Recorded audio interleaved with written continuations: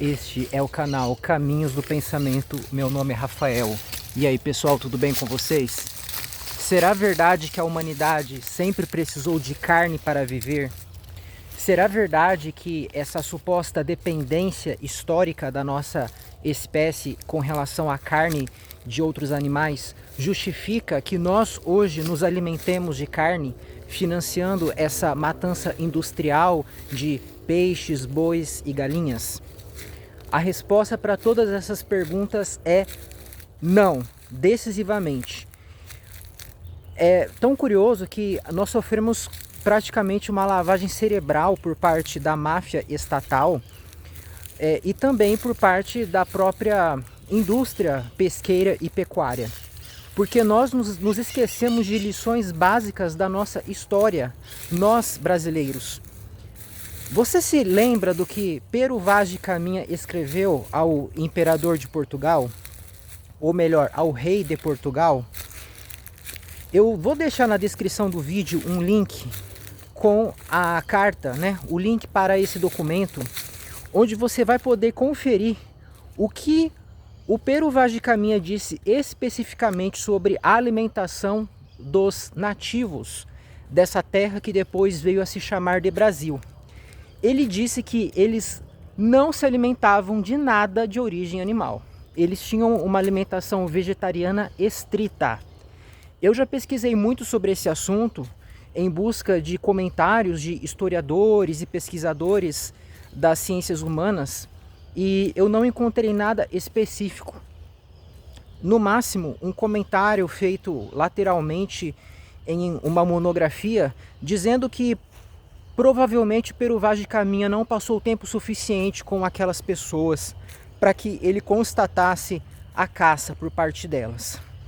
Bem, eu entendo que ele foi fidedigno, que ele descreveu com precisão aquilo que ele testemunhou, até porque ele não gostaria de passar nenhuma informação inverídica para o rei de Portugal, Ele, como um fiel servidor, tinha todo o interesse de ser o mais detalhista possível no que diz respeito a isso. E é tão interessante que ele fez o seguinte comentário: eles comem apenas de vegetais e frutas e são mais brilhantes e fortes que nós.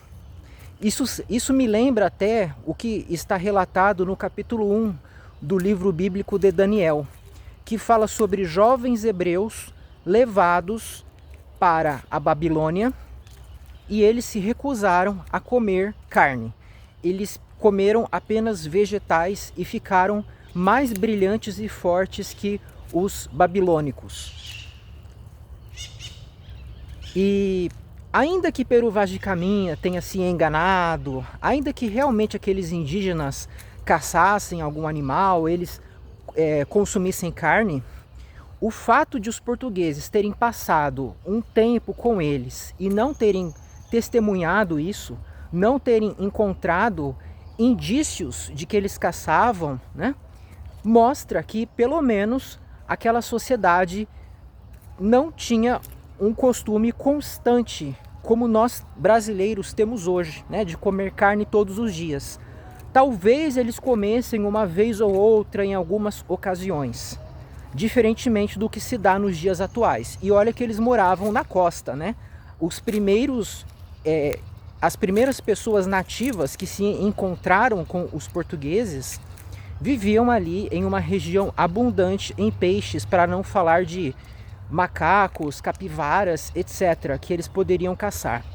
E se Pero Vaz de Caminha acreditou que eles eram vegetarianos estritos, é porque, no mínimo, o hábito de comer carne era muito raro, Não era nem um hábito, era uma prática que, no máximo, era esporádica por parte daquela tribo. Nós não podemos nos esquecer de que, assim como havia vários povos europeus que foram chegando ao Brasil, havia também vários povos nativos, chamados depois de indígenas, cada um deles com a sua língua, com os seus costumes, com as suas crenças e também com os seus hábitos alimentares. Aquela etnia que se encontrou com os primeiros portugueses que aportaram ao Brasil era vegetariana estrita, ao que tudo indica. Então isso já refuta um argumento muito usado pelos defensores, né, da matança industrial de animais. Mas ainda que fosse verdade que todos os povos do passado precisaram de carne para viver, isso não significa que esse hábito merece ser continuado. Eu vou deixar aí na descrição também o link de uma matéria dizendo que os estudos científicos mostram que o formato do nosso rosto é adaptado para receber socos, né? A violência sempre foi uma constante na história da nossa espécie. Era assim que nós resolvíamos os nossos conflitos. Você estava com raiva de alguém, você queria pegar alguma coisa de alguém, você ia lá, você batia e, se necessário, você matava, né? Mas conforme nós fomos desenvolvendo a nossa consciência ao longo de milhares de anos, nós fomos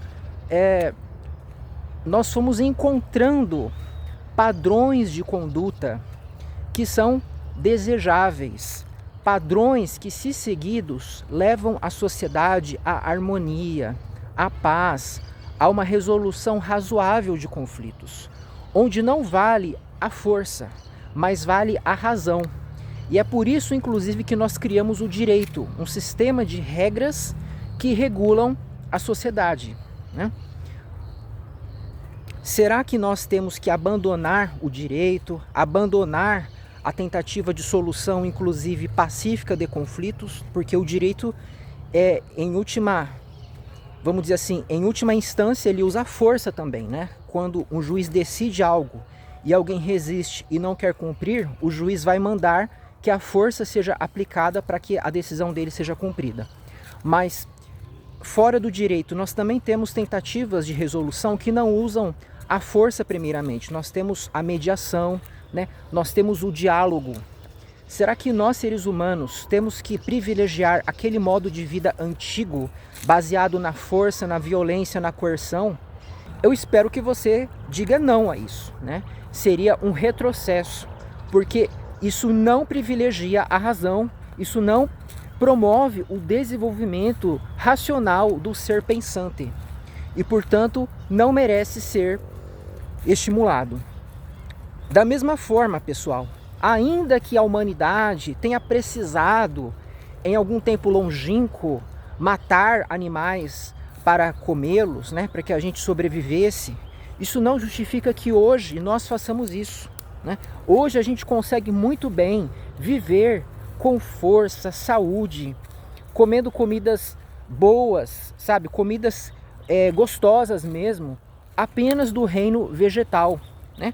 A gente precisa suplementar a B12, que é do reino bacteriano, e para isso nós temos farmácia de manipulação que fazem isso a um preço bem módico, né? Então não é um bicho de 7 cabeças, a gente consegue, né? E uma vez que isso é desnecessário, nós estamos agindo de forma antiética quando nós subtraímos a vida desses seres indefesos, bovinos, peixes, bois, porcos, etc., né? Não é porque eles não conseguem fazer algumas coisas que a maioria de nós consegue que nós podemos tratá-los como apenas recursos para saciar o prazer na nossa língua. Esses seres possuem um valor decorrente do fato de que eles são sencientes, eles têm experiências de dentro para fora, eles são mentes, eles são sujeitos, são indivíduos, e nessa condição merecem ser tratados.